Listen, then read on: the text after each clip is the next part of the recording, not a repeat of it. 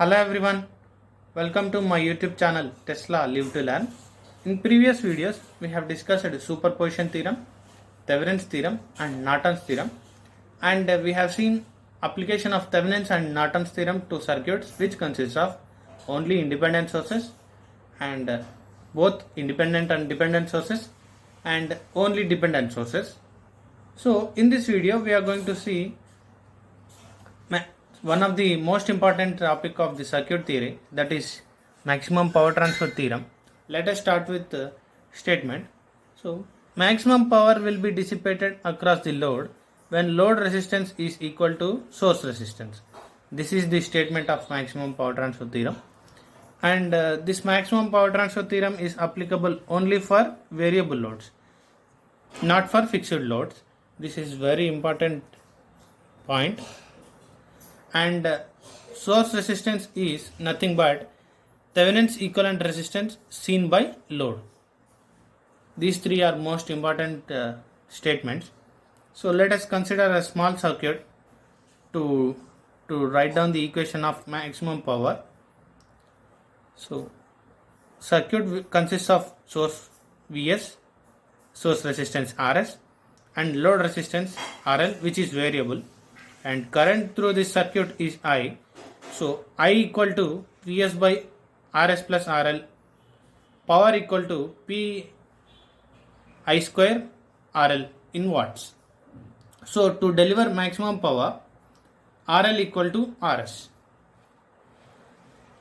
So when we replace RL equal to Rs, I will become Vs by 2RL, which is equal to Vs by 2Rs. So now when we replace I value in power equation I square RL, the power will be Vs square by 4RL square into RL. 1 RL gets cancelled, so Vs square by RL. So power P equal to Vs square by 4RL and Vs square by 4Rs, because RL equal to Rs.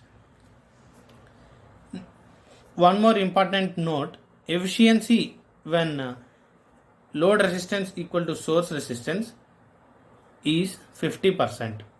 So when we apply maximum power transfer theorem, load resistance will be equal to source resistance, but efficiency is 50%, and remaining 50% will be drop across the source resistance.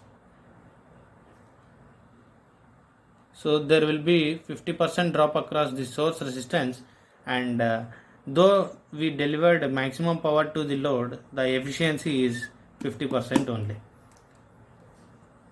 So let us consider AC circuit with same small circuit where source impedance ZS equal to Rs plus JXS and load impedance ZL equal to RL plus JXL. This is variable load, and real power equal to magnitude of I whole square into RL. So impedance is nothing but combined effect of resistance and reactance. We will discuss what is reactance and what is this J operator in AC circuits deeply. So let us move to what will happen to load resistance when we apply maximum power transfer theorem. So there are four kinds of variable loads in AC circuits, and we'll discuss one by one. Okay. Conditions for maximum power to be transferred to load ZL equal to RL plus JXL.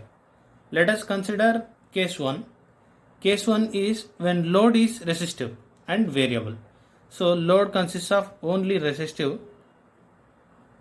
and reactance of that load will be 0. So in that case, what is the RL value?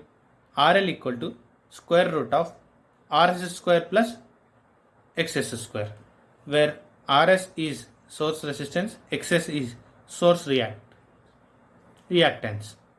This will be the RL. And case 2, when only RL is variable, XL is fixed. XL is fixed, RL is variable. In this case, what will be the RL to deliver maximum power is square root of RS square plus XS plus XL whole square. This will be the value of RL to deliver maximum power.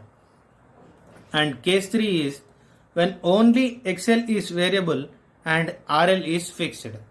So RL value doesn't change and XL is changing. Then to deliver maximum power, what will be the value of XL is XL equal to minus XS. When both RL and XL are variable, what will be the ZL equal to complex conjugate of source ZS. RL plus JXL equal to RS minus JXS. This will be the complex conjugate of this one. So load impedance equal to complex conjugate of source impedance when both RL and XL are variable. The current value will be Vs by RS plus RL plus J into XS plus XL. Magnitude of Vs by square root of RS plus RL whole square plus XS plus XL whole square. So please remember all these formulas and all these different cases. It is very important theorem. Most of the problems will be asked based on this theorem and these statements only. So let us see two example problems, and in next video we'll solve more problems on maximum power transfer theorem. So now let us move to the example problem. The value of RS for maximum power to be transferred to the load RL equal to, we need to find value of RS. So in question itself given RS is variable between 20 ohm and 80 ohm. This is the circuit, and here RS is variable, not RL.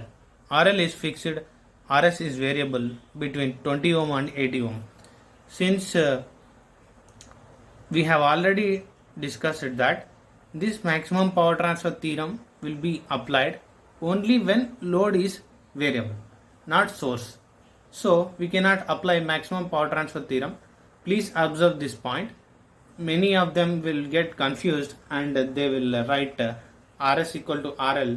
So 60 ohm will be the answer. We will get wrong answer.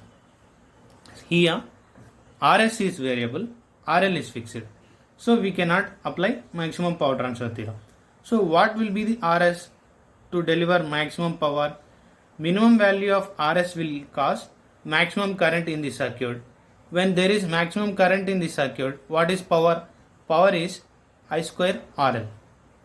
So maximum power will be delivered when RS value is minimum. So what will be the RS? RS is 20 ohm. That is minimum value of RS. So what will be the current I? I equal to 40 volt by 20 plus 60, 40 by 80, that is 1 by 2 ampere.